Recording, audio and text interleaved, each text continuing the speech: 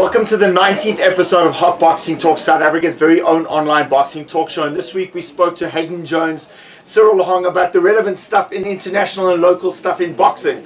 And of course we spoke to South African welterweight champion, the new South African welterweight champion, Shawn, the Loch Ness monster, Ness. But we're going to start something different. Brian Wasoki joins us. He is now the official sponsor of Nkolasani Nomevo Ndongeni. Brian, first and foremost, welcome to the Hot Boxing Talk. I wanted to ask you, how did you get into boxing? Let's not talk about you training at the gym and getting involved. Your first memory of boxing, how did you get involved? My first memory of boxing is going back to Durban, Westbury Stadium, probably in the early 70s. Fighters like Gert Steyn, there was a fighter, Lumley.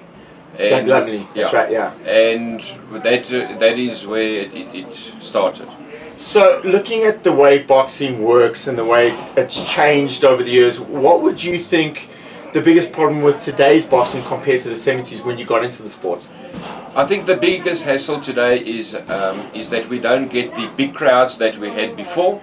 I think if one goes back into the early 80s, one could actually fill huge stadiums. And today we actually battle to get 1,000, 1,500 people into a good fight. Your best local fights that you can recall in your boxing career? The best local fight that I can recall is going to be Johnny Deploy when he fought Pia Kutsa. 2-round war. And your best international fight? My best international fight was the first fight between Roberto Duran and Sugar Ray Leonard. Leonard. Okay, now you've come on board as Nomevo Nkolasani Ndongeni's sponsor. Just tell us a little bit about that relationship, because you've always had a good relationship with him and he's basically your friend. Tell us how that came about. That all started, he's a guy who actually moved up here from East London. I think he had a bit of a raw deal, and I just thought, he needs that little bit of a boost, and he needs to be marketed properly, and without sponsorship that's not going to actually be possible. He fights for the World Championship for the IBO version on the 28th of November in East London. You and your wife are going to be down there. I can tell you right now, expect something like a rock concert when Nomevo fights.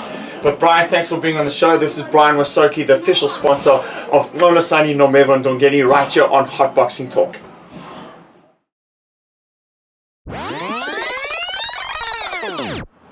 Welcome to the Hot Boxing Talk with myself and Cyril. Today Colin is not here today, but we're going to talk about what's going on in the world right now. So Roy Jones Jr. is now a Russian, his nationality is Russian, and he's fighting in Russia for the WBA Cruiserweight title. What do you think of that? I think, well, look, Roy Jones was my favorite fighter when I was growing up, but now I think he must just give it up. He's at his time. I mean, he's not even a top 15 fighter in the world. I don't know how he got the title shot, but it's just insane. It's funny. Isn't it? It's just funny how he's a Russian citizen now. Roy Jones, you'd never imagine it. Maybe just too many shots to the head. Yeah, I think he's clearly overstayed his welcome in boxing, and I don't know what his fan base is like now. It must be close to nothing. And now he's moved to Russia. It's quite strange, but yeah. You should stay at commentary. But let's go on to some of the action that happened this past weekend. Terence Crawford winning a fairly comfortable fight for him, and then Chris Eubank Jr. also stopping a guy that no one really knew. Yeah, Chris Eubank keeps calling out Golovkin. I don't think he's really serious about it, but I suppose he's making a name for himself. But he hasn't really fought anyone worth noting. Terence Crawford has done what he needs to do. I rate him very highly. I think he'll go far. I know a lot of people will disagree with me on this one, but I think he can give Pacquiao a go. Yeah, that's a very interesting fight. I disagree with you though, Cyril. I think Manny Pacquiao beats Terence Crawford as it is now, but coming to the future, maybe Terence Crawford would beat him. Chris Eubank Jr., I think the only guy he has really fought is Billy Joe Saunders, and that was a split decision win to Billy Joe. So as to this next venture, where it's a title eliminator, I think his next fight against O'Sullivan. So we'll have to see with regards to that. But let's move on to the South African scene. First of all, we got Simpiwe Vecheka, who hasn't fought in a long time. Who's going to be fighting on November 28 in East London. What do you think? I'm really glad that he's back in the ring fighting. It's been a long time. A fighter like him should be fighting more regularly. He's a world-class fighter. I can't wait to see him fight. Yeah, and on the South African note as well, Shawn Ness is the new South African welterweight champion. It wasn't on TV, but a lot of people told me it was a great fight for him. Yeah, I hear so. I hear he dominated the fight, and going to the Eastern Cape for a Gauteng fight is never really easy, and he did it well and started convincingly. So it's great for him. Knocking the guy down twice, you'll see later in the episode, he also says that he felt it was an easy fight. So from us, Hayden and Cyril, thanks for listening. A special mention to Hecky Butler, who has placed number 39 in the latest rankings of the Ring magazine. From all of us proud South Africans, we just want to wish you the very best.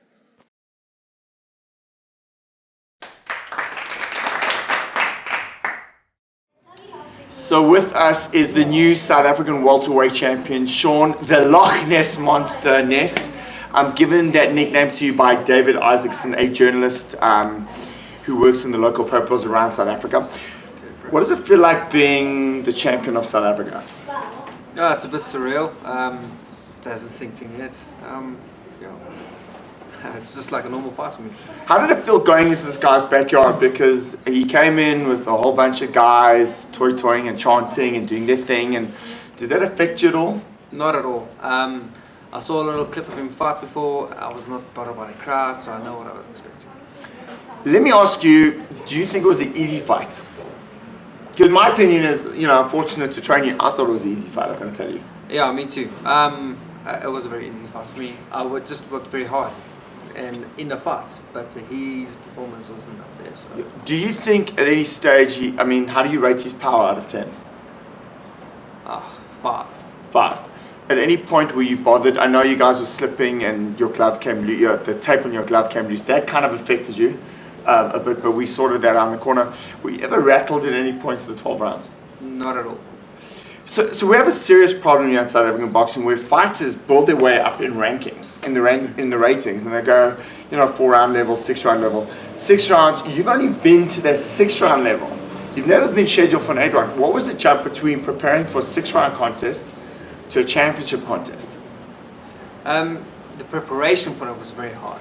Okay, so it was actually kind of more or less the same as preparation for a 6-rounder, but just with more rounds. And I was pretty much prepared. I could have gone extra 2 or 3 more rounds. It's because the system here in South African boxing doesn't allow, because the opportunities, guys have to grow within 6 rounds to get that rating, and then obviously you build yourself up, and that was the position. What's next for you? What would you like next? A few title defenses, and there's a guy who is the IBO world champion, Sikimo Valetti. What would you like for your career next? I would like to defend this title once, maybe twice, and then I would like to go for that IBO title. If a fight with Sikimo Valetti were to happen, how would you fare, do you think, against him? Obviously you're calling him out so you feel confident, but how would you beat him? I think I'm technically wiser. I can outpoint him. So Hedda Volmert, your girlfriend, worked our corner in Port Elizabeth. What was it like having her in the corner with you? I really like her in the corner, even on my lifestyle. She keeps so you like her in your corner, but you love her in your lifestyle, rather. She'll murder you, bro. I know. No, she keeps me calm, and I really liked her in the corner. She also kept her calm and cool in the corner. Yeah, she loves this boxing game, and being in my corner and being so involved in boxing, like in that situation, she loves it. So, and she'll probably be in it more often. So this is the Loch Ness monster keeping her calm right here on Hot Boxing Talk. So the 19th episode of Hot Boxing Talk comes to an end. From myself, Colin, Noma Ganjani, Nathan and Hayden Jones. We will catch you again next week.